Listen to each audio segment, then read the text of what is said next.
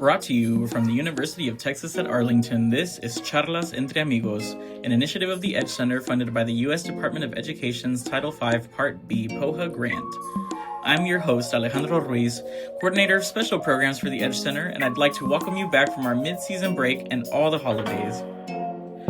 We know things in the world have been full of uncertainty lately, but it is that same intolerable uncertainty that makes life and all its gifts possible.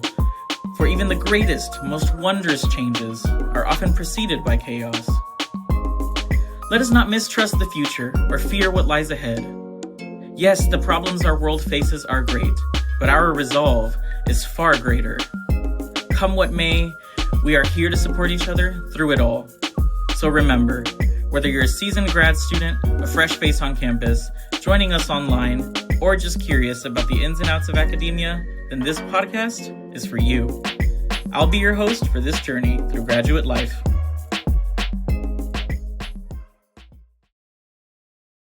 Well, welcome back to another episode of Charlas Entre Amigos. I'm excited to introduce today's guest.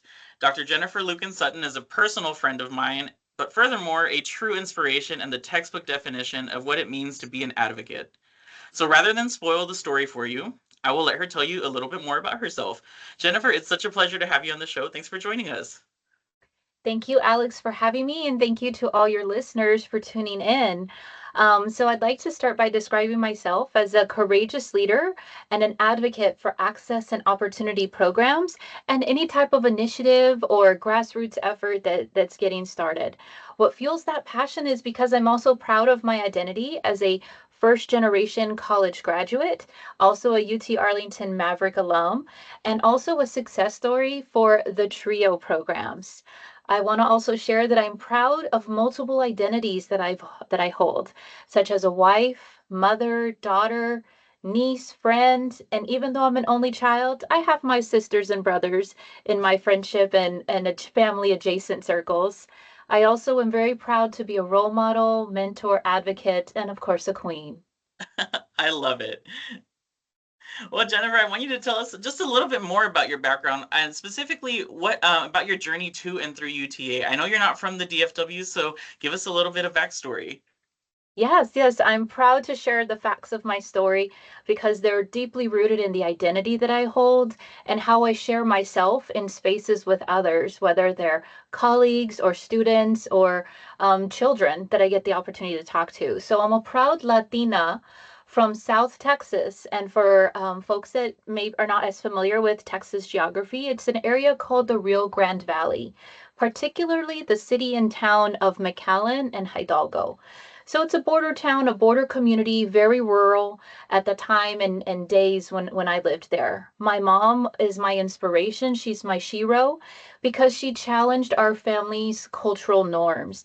And she's the reason why I went to college. She was behind me every step of the way, letting me know that I needed to have a better life. I needed to challenge our culture's norms of not going to college after high school education.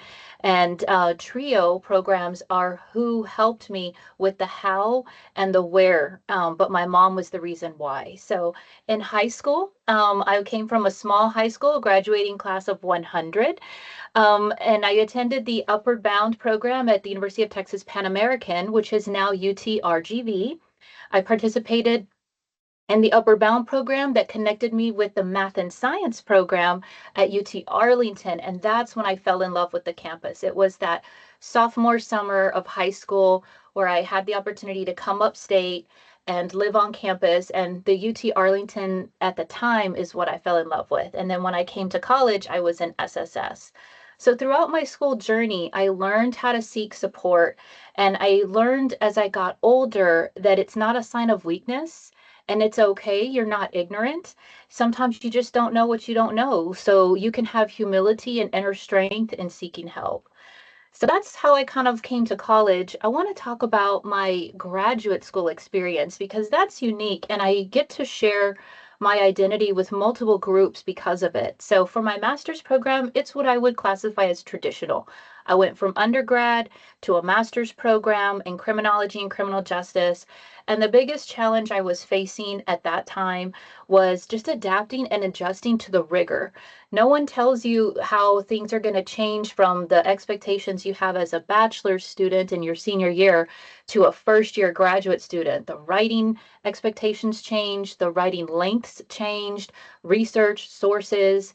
I was in a bit of a shock and I wasn't prepared for that. And I Hmm. started to question whether I could be there. So the hidden curriculum got to me.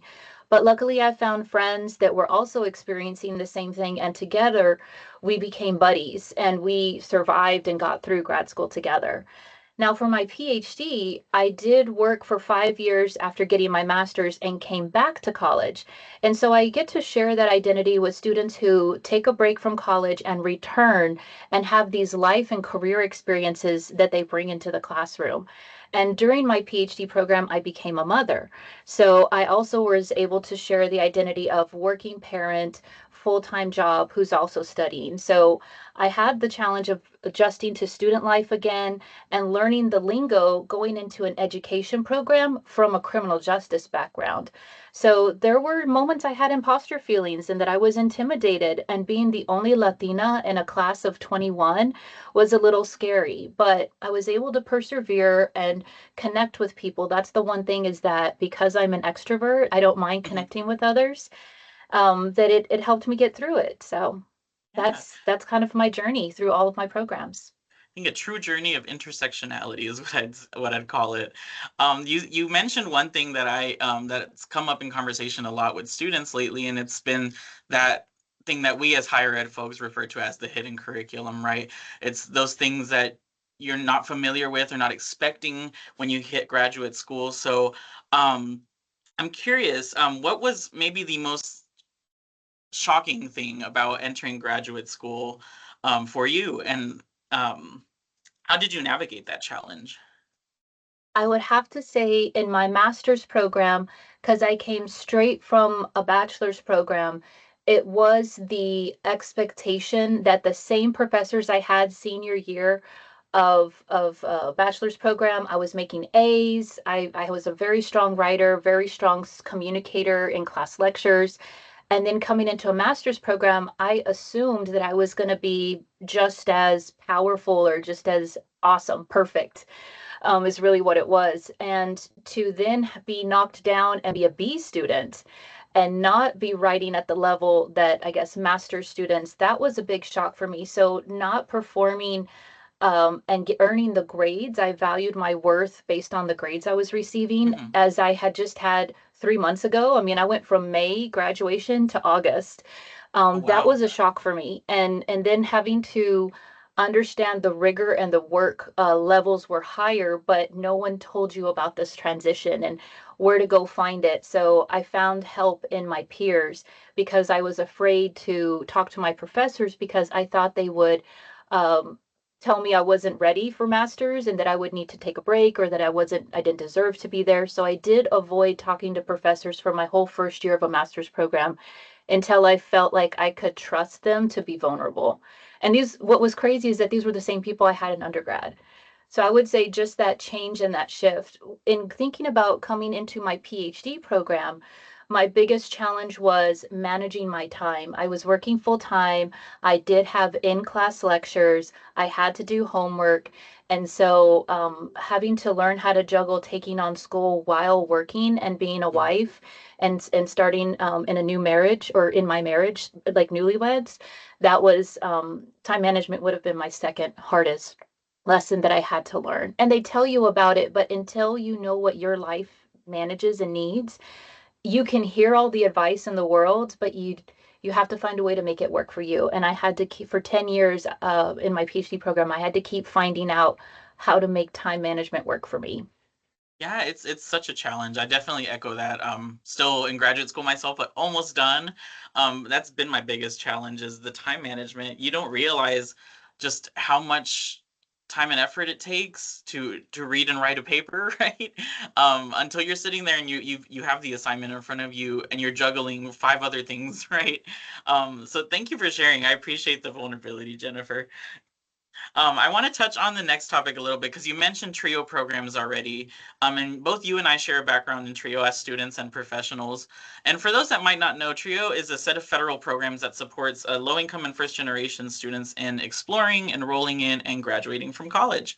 So I'm curious to know what inspired your passion for working with first-generation students? Yeah, well, my life was changed because I had help and support. And at my core, I am still a proud, independent Latina woman, and at that time, girl, who had the will to make it happen, but needed help finding the way. And so after benefiting from the support of others, I felt my calling to work in spaces where I could build my career in advocating for voices that aren't always in the room where the decisions are making, or even having a seat at the table where you can speak and inform policy, inform processes, procedures, planning.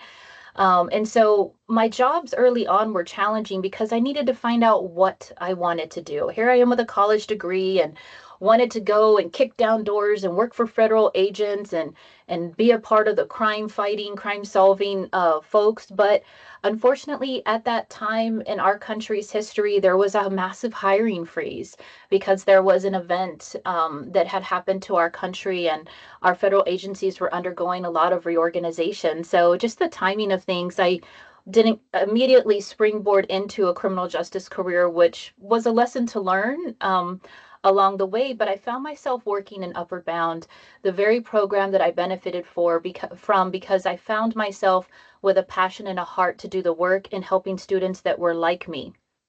And so I was fortunate to get hired.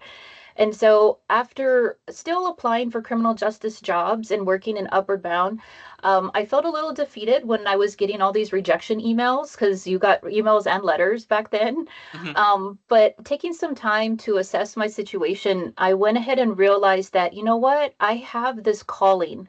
I still feel very passionate. I started to get involved in the policy and understanding when TRIO programs were under scrutiny and there were talks of defunding or shrinking the programs. I felt very passionate, and that's what activated my motivation to shout from the rooftops that these programs needed to be saved and to fight and advocate for myself and the students coming behind me. So after a couple of years, I stopped looking at criminal justice jobs, and I started to really talk to my mentor at the time, Lisa Thompson, and who still is my mentor today. But at the time, she was very influential in my career decisions, and she helped guide me into where I could take my talents and my strengths and find opportunities within her department and within the campus to pursue this passion that she saw deep in me before I even knew what to call it. So I found my voice and navigated my way through change. And so that's what's inspired me to work with first generation students and other students who share identities and similarities. We don't know what we don't know, and maybe their parents went to college but didn't help them along the way, and they're still just as lost. That's what feeds my fuel to guide and support others on their path. Yeah, it's something I echo as well. All my experiences in my Trio Talent Search program directly influence how I approach my relationships with my students and how I support them, and taking that cautious individual approach right with each one of them to make sure they have what they need to succeed. Like you said, you don't know what you don't know, and you won't find out unless you get some support and, step out and ask. So I appreciate you sharing, Jennifer. I want to follow up with to that. How did your experiences as a first gen student shape your direct approach to student service, and how do they continue to influence you in your approach to advocacy? Yeah, no, I appreciate that question. And Alex, I appreciate you sharing your identity and connection with the TRIO programs because that is true. You know, that does drive what I do. I also am very cautious to not let it be a bias. I try not to assume that because someone is first gen, their experience is going to be exactly like mine. If anything, time and wisdom, experience has taught me not to make that miscalculation. I won't call it a judgment, it's a miscalculation. I make sure that I listen and learn from each individual. And so it's because of that listening skill and thinking skill that I lean heavily on my experience and still do today And I just adapt. I adapt to who am I talking to? Am I talking to a middle school student? Am I talking to a parent, a school principal, a college advisor? And I take those thoughts and feelings and questions to everyone and everywhere that I go. And so, some examples of how I approach student service is I remind myself a lot of things, but here's the three big ones that I can think to share this morning. I also remember what it was like to feel like the fear of not knowing. And so I try to remember to be patient. And in the types of questions that I ask, I don't talk from a deficit lens of, oh, you didn't know that. I talk from a, oh, let's learn this together, about changing the narrative, changing the perspective, because that can be intimidating and that could actually hurt someone. I'm also mindful about my communication. I try not to use what I call fancy words. Why use big, elevated college level language when I can just say it in a more simple way and then slowly start connecting them and helping that person understand this fancy language that they use a lot in different environments. So I would say fear of not knowing, mindful communication, and then I am, depending on how much time I get to work with or know an individual, I share my lessons, my successes, and my regrets. And I think it's that vulnerability that when you're talking about working with first gen students, that brings that authenticity. I hope to establish a level of trust. They don't have to trust me 100%, but trust enough to know that I have their best interest at heart. And so it was because I met people when I was vulnerable and when I didn't know what I was doing that were supporting me. I tried to replay that.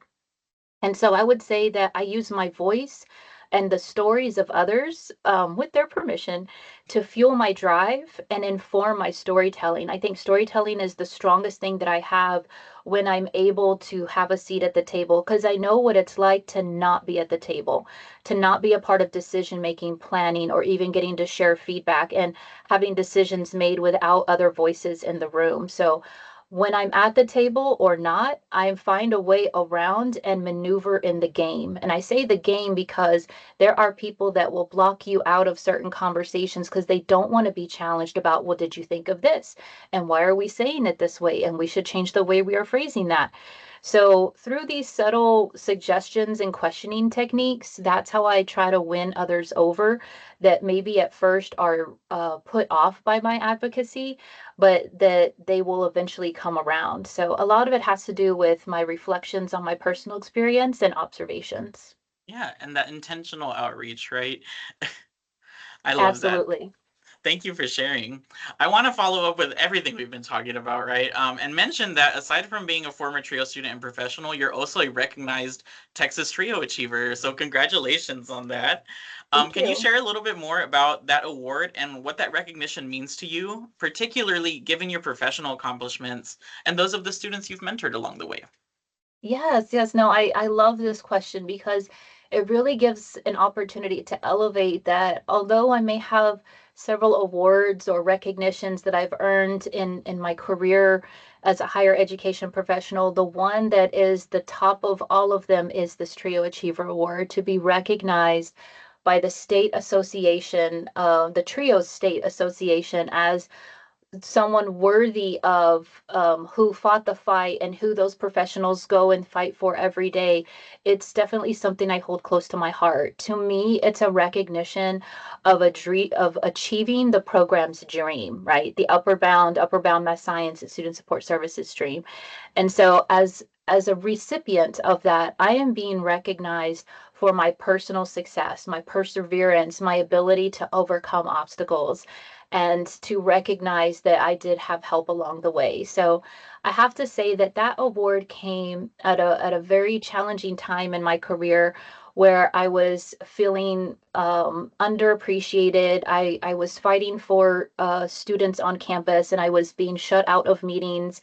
I was seeing the eye rolls every time I opened my mouth in a meeting, right? So I was feeling just very not welcome in spaces. And to receive that award validated me. It celebrated all of the work that I had put in, but then the recognition from my community just turned me around and reminded me that this is why I need to fight. I may have eye rolls. I may be told, "Oh, you don't need to go to that meeting. It's not about trio." Well, not everything I brought to the table was about TRIO. It was about students. It was about students with needs that were not being discussed at the time. So that award recognized me, validated me, and helped me feel appreciated. That I think it helped me find that energy to go for another 5 years in itself. So whether the committee that nominated me realizes it or not, I want to thank them because it came at a make or break moment where I was starting to almost give up on the fight for a minute.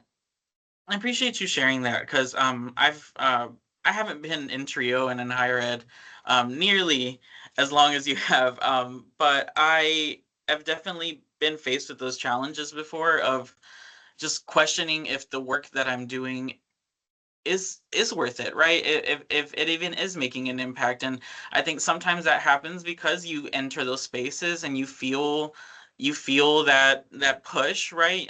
You get the eye rolls, you hear the huffs as you're talking to someone in the Yes. hallway, right? It's tough. It's really tough. And I think in contrast, right, it's I've had to find that validation more so in my network, right, of other like-minded professionals and students that see and appreciate the work that I've done, right, for them. I think it's just telling, right, that this award came at a time that you really needed it.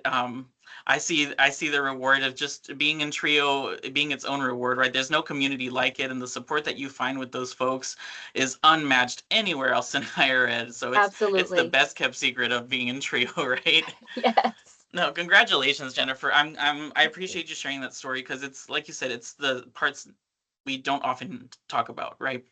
Absolutely.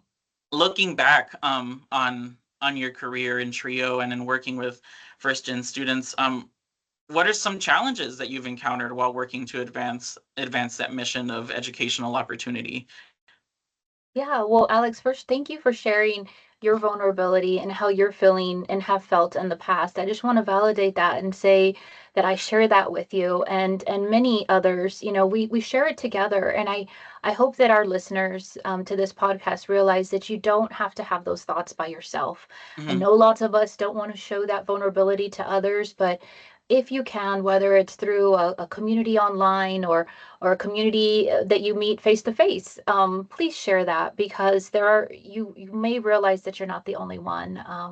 And there have definitely been times where I was challenged and I was being challenged to the point of wanting to quit, to give up, and to stop because of the toll that these challenges were having on my not just my mental health but my relationships with my mother, who I'm very proud of and very fond of, my husband, and others. And so, as they say, advocacy work is not for the faint of heart. You have to have your North Star, as one of my former colleagues would say, your intrinsic motivation to remind yourself what's important. And what's important is that you can't go at it alone.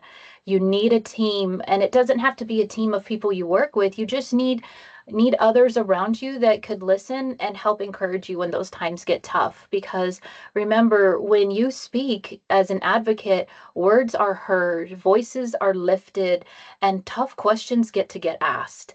And there's a lot of other things that happen in that work. And one challenge that comes to mind that I want to share with our listeners is having others understand the value of what you're doing or what you're trying to get done, right? Because maybe it's not done yet. Hmm. Often I would encounter challenges of why should I care?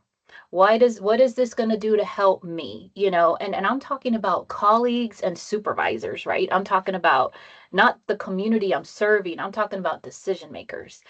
So, how did this work advance such and such initiative or this guiding principle or fit into the blah, blah, blah? Why do these people matter? I would have to say, when I was at a time for a couple of years fighting for subpopulations within college groups, that was the hardest one that would make me cry when I got home. Why do these people matter? Excuse me, these are our students. Like, they are coming in with identities. There were times that these mindsets really challenged my passion and my heart for this work, because I took it as the people I was talking to didn't have the time or were willing to commit the budget to help. So was it frustrating? Absolutely, times 1,000. But did I give up? No, I did not accept giving up as an option. I did have people that I was talking to that reminded me that our voices collectively and together could make it work. So I just needed to keep at it. As Yeah. much as I was discouraged, keep at it. And years later, it became relevant. My personal lesson that I learned is that although I was very eager to see change happen the next week, the next month, the next semester, it would need to happen in its own time. So some things took longer. I had to learn how to play the long game. I had to wait a year to 2 years before my ideas took root. And so that was the hardest lesson when I was very ambitious and wanted things done on my timeline. I had to learn to give way to that. I would say the second challenge, Alex, that you and others in professions may feel is having the change of management. When you have a new leader, administrator, and you have to go and explain everything that you're doing and explain it in terms that they understand. That's probably the second most challenging career experience that I had. But the first one was just getting people to have the first one that was very consistent was having others see the value in the work that I was That's doing. Thank you. That's definitely the hardest part, right, of advocacy, is, especially when you're just starting out, is having people see the worth of, what it is that you're advocating for. I know that was definitely my biggest challenge when I chaired the Committee on Government Relations for Texas Trio, was, recognizing that a lot of these folks, despite Trio being so storied in its history, had no clue what these programs were for and what benefit they brought to their district. So I had to slow myself down as well and recognize, like, yes, I'm an advocate and yes, I have a goal, but right now I need to come in as an educator to this meeting and let Absolutely. this and inform this staff. Here's what this program is. Here's the students it serves. Here's the benefit that it has in your district. Now, how can we help each other? Right? um, Absolutely. Got to wear a bunch of different hats as an advocate. Yes, well, and that's a wonderful skill to learn because it challenges you and how are you going to use your words? How are you going Hmm. to craft your message? Because not every message is for everybody. And so I applaud you, Alex, for having learned that lesson and then sharing those lessons with others that you can now mentor through that situation. Yeah, of course. Thank you.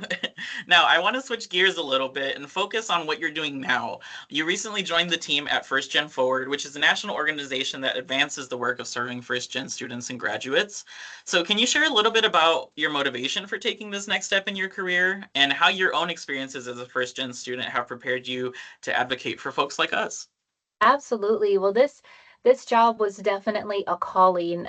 It came at a time where I was looking for other opportunities to elevate the work of First Gen Voices or just advocacy. I wanted to take my skills that I learned from a campus to a bigger space. And so I have transitioned now to a national nonprofit. And in my position, I do have that opportunity. I'm no longer just working with one campus. I get to work with multiple campuses. I get to listen to the challenges, the stories. And if they don't know they have stories, I know how to ask the questions now because I've learned that along the way to understand their landscape and to try to help them with where they're trying to go in helping students. And so I really am jazzed and motivated by that. And before my challenge or before my transition, I worked with colleagues as thought partners and I presented at conferences. So I kind of got to get the lay of the land of what is it like to talk to people outside of your institution, outside of your college experience. And now I get to share that expertise nationally. I get to share it with folks from other states, other campus sizes, small private colleges, big 2-year school systems. And it's just been an amazing experience in the months that I've been there. And I get to have a lot of validating moments, more unfortunately more than I did at my own campus when I worked there, but a lot of folks saying, "Wow, I didn't think about that," or "Oh, that's a great idea," or "Thank you for that advice." And it really reminds me that I show up, I know what I know, and if I don't know it, I figure it out with them. But that type of skill in who I am is appreciated, and it's been very nice. Yeah, I love that. I think some as you were talking, I remembering a bit of advice that I got from one of my professors in college because I remember I've talked about this in a few other episodes in our podcast before, but when I started college, I fully wanted to be a band director, and then realized about a year and a half into that that was not for me, and I Yep. really struggled to figure out what my passions were, and um, what would come next. But Yeah. I remember her mentioning to me, she goes, Alex, you may not know now. She goes, but the biggest piece of advice that I can give you, she goes, and this is probably not going to make any sense to you right now. I was 18. She goes, sometimes you have to step out to step up. She Uh, goes, and now looking back on that, right? And even on some instances in my career, right? I've had seen those moments firsthand and recognize that sometimes you do have to take a step away from what you're comfortable in to get that validation and to recognize that yes, I am an expert. I have the knowledge to contribute to this conversation. Let's do it, right? Let's just take that little leap. I applaud you for taking that. absolutely. It's hard. It's a It hard step to is. take. Well, and I'm inspired by folks like you who have had that experience earlier in your career and who I could lean on and talk to as I was having my doubts or my moments of fear, and I could show that vulnerability. So it was you and others that made that a little bit more comfortable. You made that thought more comfortable in my mind as I was still nervous. Of course. I think vulnerability is strength, it's power. And the more we're willing to open up to each other, I think we're more capable of solving bigger problems. So Absolutely. I appreciate you being vulnerable with me and for us highlighting that because I think it's something that we don't get taught early enough in life. So I hope that whoever's Absolutely. listening takes that little bit with them and applies it to their life. Now, I want to close things on a high note. We're nearing the end of our questions here, but I want to ask you, Jennifer, what advice do you have for any individuals like us who are driven to serve the communities they form a part of, but who may not necessarily know how to channel those passions professionally or even just in their communities, right? Yeah, as I reflect on this question, a couple of thoughts come to mind. I think having a support, I mean, I hope that the listeners have heard that I didn't do this on my own. If anything, when I was on my own, I was most challenged. So having a group of supporters that can help you recharge, refocus, regain that strength and passion is key. So yes, you're going to have your challenges, but make sure you have your people. Sometimes it's family, sometimes it's friends, sometimes it's an online community. Again, I can't stress that enough. There's ways to get support, and it may come in different forms and not how you're expecting. So be open to that. Also, and with that, I'm going to tie into the next point of listen and observe what's around you. Sometimes you might get a thank you from a place that you never expected to get it. It's not obvious and it's subtle, but somehow when you reflect back on that thank you that you get from a person, you're like, wow, that's validating. That just reminded me I'm where I'm supposed to be. And I'll share a quick story on that. When I was preparing to decide whether I was going to transition to that next step in my career or was I going to stay where I was at. I had two students out of the blue reach out to me, two alumni, students that I had helped, 5, 10 years before, just write me on social and say, you know what, I just want to say thank you for doing what you did for me back when, because it's helped me get to this next. And they just got a new career promotion or they were going somewhere else. And that reminded me at a time where I was questioning my value and my worth and whether to move or not, that I could have influence. So again, not expected, but it came out of a place I didn't expect to see it. But how I received that was what I needed at that time to secure my thoughts that I was making the right choice and looking for a bigger, broader opportunity. So remember that service isn't always easy. It's going to challenge you, but you have people, tools, resources around you that will help you see it through. Of course. Thank you. Wonderful advice, Jennifer. Now, a follow-up, because we here at the Edge Center are so focused on ensuring that our graduate students are prepared for what comes next. What advice would you have for any current or prospective first-gen graduate students who may be listening in right now? Yeah, well, I have 3 words, and I will describe what I mean by those words: belong, wellness, and success. Know that I'm going to go to belong first. You belong here. Know that you have value and you bring knowledge that exists with you already to your spaces. Okay, it doesn't have to be taught in a textbook. It's your culture, it's your upbringing, it's how you live your life every day. So even though you are learning in a classroom, you are bringing in wealth into that classroom as well. And don't forget, the next one is wellness. Don't forget that self-care is not selfish. You're going to have moments where you're going to need to step away and do something that brings you joy or focus on yourself. And I think a lot of times there are folks from certain cultural backgrounds or upbringings where we are led to believe that taking care of ourselves or doing something for ourselves is not helping our families or our community. And that is not the case. You need to take care of yourself so you can be your best self. And the last one is success. Don't forget to take advantage of opportunities. Do not tell yourself no. Don't tell yourself, I can't do that. That's not for me.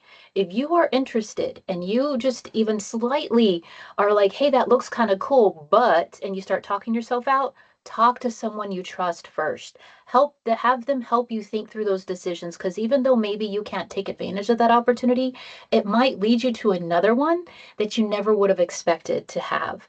And that can still help lead to your success, however you're defining success. Thank you, Jennifer. Belong, wellness, success, very wise words from an even wiser woman.